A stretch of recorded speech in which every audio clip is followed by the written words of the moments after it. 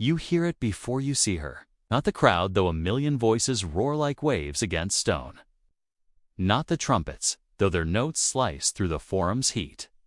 You hear the chains, the scrape of metal against cobblestone, the dull, grinding weight of gold dragging across Roman pavement. It's a sound that shouldn't exist. Gold is supposed to gleam, to seduce, to promise power. But here, in the suffocating heart of Rome, it sounds like bones breaking in slow motion. The woman at the center of this procession moves like a ghost learning to walk. Her wrists bleed beneath bands of solid gold. Her neck bows under chains so heavy that 2 legionaries flank her, holding the links aloft so she doesn't collapse face first into the street.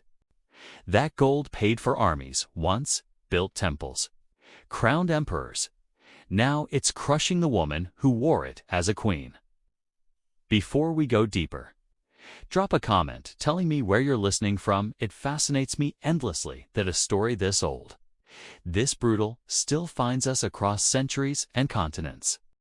Her name is Zenobia. 6 months ago, she ruled an empire that stretched from the Nile to the Euphrates. She minted coins bearing her face beside Cleopatra's. She commanded 70,000 soldiers. She humiliated not 1, not 2, but 3 Roman emperors who tried to bring her to heel. Now she's shuffling through the Via Sacra in chains made from her own treasury, and the crowd is celebrating like it's a religious festival. Because in a way, it is. This is a Roman triumph, the highest honor the Republic could bestow on a victorious general. And the centerpiece of every triumph wasn't the gold, wasn't the exotic animals in cages, wasn't even the general himself riding in his gilded chariot. It was this, the captured queen. Still alive, still recognizable. Still wearing the symbols of power she once wielded. Now reduced to a spectacle for a million Romans who want to see what happens when you dare to tell Rome no. But here's what the historians rarely mention. What gets lost in marble inscriptions and triumphal arches? Zenobia doesn't know if she'll survive the next hour. Neither do you, if you're watching from the crowd. Because at the end of this 4-kilometer parade, 2 doors wait. One leads to a villa in Tiber, comfortable imprisonment, a gilded cage where she live out her days as a living trophy.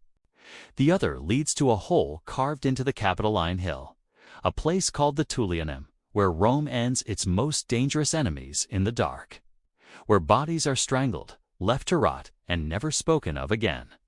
The decision has already been made. The Emperor Aurelian decided her fate weeks ago. But Zenobia won't know which door bears her name until a guard either hands her the key or the noose. That uncertainty, that's part of the punishment. 4 kilometers of not knowing whether the next breath is your last. This is what Rome did to captured queens. Not once, not to one woman. This was a system perfected over 7 centuries, refined into psychological warfare disguised as celebration.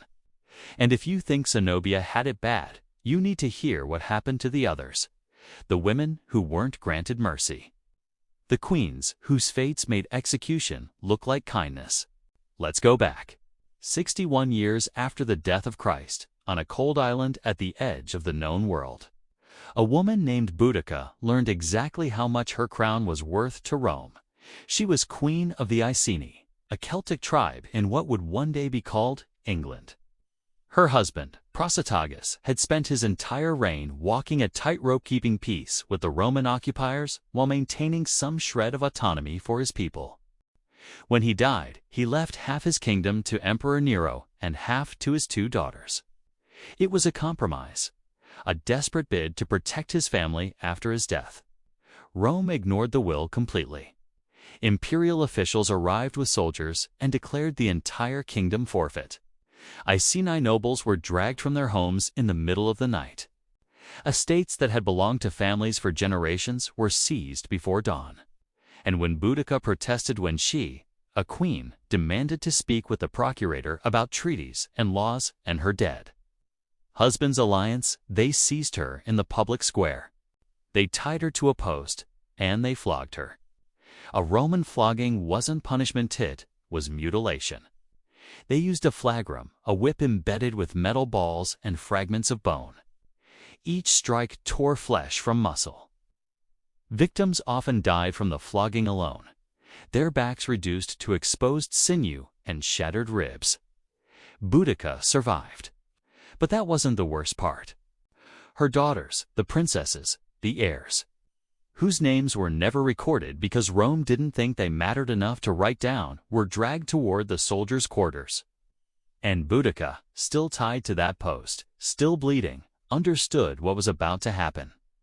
The Roman historian Tacitus, whose father-in-law served in Britain during this period, doesn't describe the assault in detail. He doesn't need to. He uses a single phrase: they were handed over to the soldiers. Every Roman reading his account understood exactly what that meant. What was done to them was done deliberately, publicly, in front of the Iceni people, in front of their mother, who could do nothing but scream until her voice shattered. This was the message. Your queen is nothing. Your princesses are nothing. Your entire bloodline is property. The Roman procurator, Catus Digenus, expected the Iceni to submit after this display. He expected them to be too broken, too terrified to resist. He was catastrophically wrong. Within weeks, Boudica raised an army. Not just the Iceni tribes across Britain who had tolerated Roman rule for decades suddenly saw their own daughters in those nameless princesses. They came by the thousands. They burned Camulodunum, the Roman capital, to ash. They razed Londinium so completely that archaeologists have found a red layer of destruction across modern London, dating to exactly this moment. 70,000 Romans and Roman allies died in the rebellion. Some sources put the number even higher. And through it all, Boudica led from the front, riding a chariot with her daughters beside her, the same daughters who had been violated in the public square, now watching Roman cities burn. Tacitus preserved a speech he attributed to her before the final battle. Standing before her army, she said she fought not as a queen defending her kingdom, but as a mother avenging her daughters. The final battle came at an unidentified location. Roman discipline crushed the larger but disorganized Celtic force. Boudica poisoned herself rather than be captured. She knew what Rome did to captured queens. She'd already tasted it. Her daughters vanished from history after the initial assault. Maybe they died in battle. Maybe they took poison beside their mother. Maybe they were captured and suffered the very fate Boudica had fought to avenge. We'll never know. Rome made sure of that. 40 years before Boudica painted Britain red, another queen discovered that sometimes survival is its own form of torture. Her name was Thusnelda, and her story might be the cruelest of all, not because of what was done to her body, but because of what was done to her bloodline. She was the wife of Arminius, a Germanic chieftain who handed Rome its most humiliating military defeat in history. In 09 CE, Arminius ambushed 3 Roman legions in the Teutoburg forest. 15,000 soldiers marched in. Almost none marched out. 3 days of slaughter in the rain and mud. Legion eagles, the sacred standards that represented Rome itself, captured by barbarians. The commander Verus took his own life rather than be taken alive. When the news reached Emperor Augustus, the most powerful man in the world reportedly wandered his palace for months, banging his head against walls, screaming into the darkness, "Verus, give me back my legions." Rome never forgot that defeat. They never forgave it. And when they couldn't capture Arminius himself, they went after everyone he loved. Thusnelda was betrayed by her own father. His name was Segestus, a Germanic chieftain who had always opposed his daughter's marriage, who had always believed cooperation with Rome was better than resistance. When Roman forces returned to Germania seeking revenge, Segestes saw an opportunity to prove his loyalty. He kidnapped his own pregnant daughter and handed her over to the legions. Let that image sit with you, her own father, while she carried his grandchild. He traded his daughter and his unborn heir for Roman favor, for political advantage, for a pat on the head from the empire that wanted to destroy everything his people had built. The Romans were delighted. They couldn't have Arminius, but they had the next best thing, his wife and his unborn heir. They kept Thusnelda imprisoned, but alive. They let her give birth in captivity, a son Thammalicus, the heir to Arminius, the prince of the Cherusei, the grandson of Rome's greatest humiliation. And then they waited until the general Germanicus had enough victories in Germania to claim a triumph. And that's when they paraded Thusnelda through Roma, Germanic queen, proud wife of the man who made Augustus weep, walking in chains with her infant son in her arms. The crowd didn't just jeer, they howled for blood. They screamed for the baby to be killed right there in the street. Mothers pointed at the child and told their own children, "That's the spawn of the monster who killed your father, your uncle, your grandfather." Stones were thrown. One struck Thusnelda's shoulder, then another. Roman soldiers had to form a barrier around her not to protect her, but to ensure she survived long enough to complete the procession. The Roman writer Strabo described her face during the triumph. He expected her to weep, to beg, to collapse. She didn't. She walked with her eyes fixed forward, her face showing nothing. No fear, no tears, no satisfaction given to the mob that wanted to see her broken. But here's what Strabo couldn't see inside. Thusnelda was making a promise, not to the gods, not to her husband, fighting somewhere in the forests of Germania. To the infant boy pressed against her chest, she whispered it so quietly no one heard. In the Germanic tongue Romans couldn't understand. "They will not break you. Whatever they do, wherever they take you, you are the son of Arminius." But her defiance couldn't protect him. Thammalicus was raised as a Roman slave, the heir to Germania's greatest hero. The prince who should have led his people against Rome was trained as a gladiator. Think about what that means.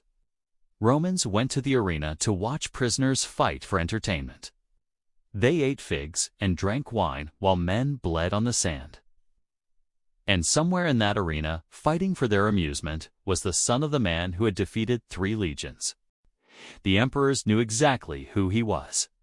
Every time they watched him fight, they were watching the son of their greatest enemy struggle for survival.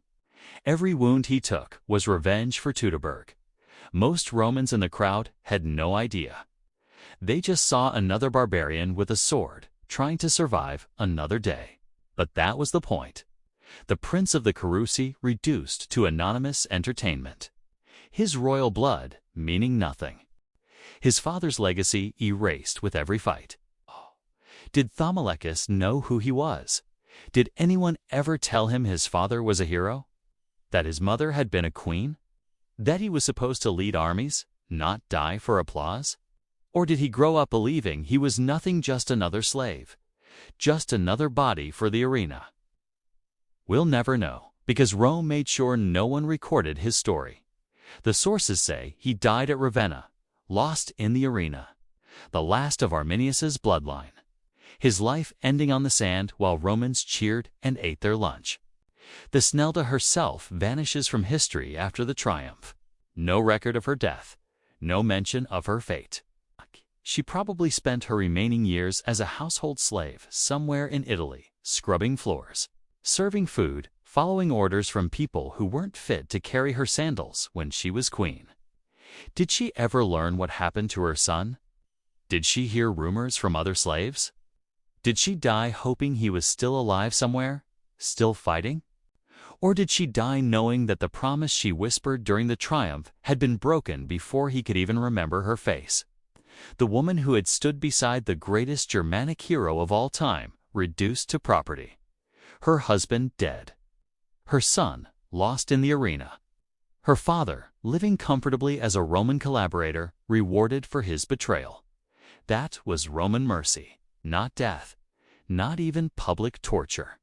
Just a slow, grinding erasure of everything you ever were. Now you understand what Zenobia was thinking during those 4 kilometers. She knew about Boudica. Every queen in the ancient world knew about Boudica. The story was passed down as a warning. This is what happens when Rome decides to make an example. She knew about Thusnelda, about the son raised as a gladiator, about the slow destruction of an entire bloodline. So when Zenobia felt those golden chains crushing her wrists, she wasn't just experiencing physical pain. She was calculating. Would Aurelian execute her? Would he hand her over to his soldiers? Would he keep her alive as a trophy, watching her children be absorbed into the empire that destroyed her? 4 kilometers of those thoughts, 1 million Romans screaming. And at the end, she got the door that didn't lead to the execution chamber. Emperor Aurelian made a calculation of his own. Zenobia was too famous to simply execute. For 5 years, she had ruled an empire that stretched across the Roman East. She had minted coins with her face, declared herself Queen of Egypt, styled herself as the new Cleopatra. Killing her would make her a martyr, a symbol of resistance, a name rebels would invoke for centuries. But keeping her alive visible, dependent on Rome for everything that told a better story. Look at Zenobia. Look at the Queen of the East. She challenged us, and now she lives at our pleasure. Aurelian gave her a villa in Tibur, about 30 kilometers from Rome. A comfortable prison, a gilded cage. The Historia Augusta tells us what happened next. Zenobia married a Roman senator. The warrior queen, who had humiliated 3 emperors, became a Roman housewife. She attended dinner parties where guests whispered about her past. She walked through markets where people pointed and stared. She raised daughters who would never know the empire their mother had built. Daughters who learned Latin instead of Aramaic, who worshipped Roman gods instead of the gods of Palmyra. Her daughters married into noble families. They raised children who grew up thinking of themselves as Roman. Within 3 generations, the bloodline of the Queen of the East had been completely absorbed. No one would remember they carried the blood of a woman who once controlled more territory than most Roman emperors. That was the genius of Rome.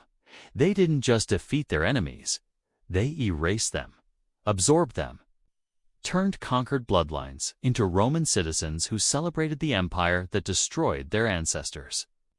Boudica chose death rather than live as Rome's trophy. Her rebellion killed 70,000, but it failed, and her daughters vanished. Thusnelda watched her son become a gladiator, watched him die for Roman entertainment, spent her remaining years as a slave. Zenobia survived. She had comfort. She had status. But every day, for the rest of her life, she woke up knowing she existed because Rome allowed her to exist. Every meal she ate, every bed she slept in, every conversation she had, all of it was a gift from the empire that destroyed everything she built. Was that mercy? Or was that the most sophisticated torture of all? The Mamertine prison still stands in Rome today. You can visit it. Take photographs. Post them online. Tourists stand in the same chamber where Rome ended its enemies in the dark, while celebrations echoed above. The streets where Zenobia walked in golden chains are now shopping districts. People drink espresso in the same forum where crowds once cheered for captured queens to be destroyed. We've sanitized this history, turned suffering into scenery, just like the Romans did. Zenobia survived those chains. She lived out her days in a Roman villa, comfortable, watched, dependent. But her servants said she woke shaking from nightmares. That her eyes sometimes drifted mid-conversation, lost in memories she never spoke aloud. That she prayed alone in a language Rome could never erase. She never returned to Palmyra, never saw her throne again. When she died, she was buried in Roman soil under a Roman name. The Queen of the East erased almost completely, but not entirely. Boudica's story survived. Thusnelda's story survived. Rome wanted them forgotten. 2,000 years later, someone is still telling their story. They were meant to be silenced, but silence is not erasure, and forgotten is not gone. The chains still echo if you listen closely enough.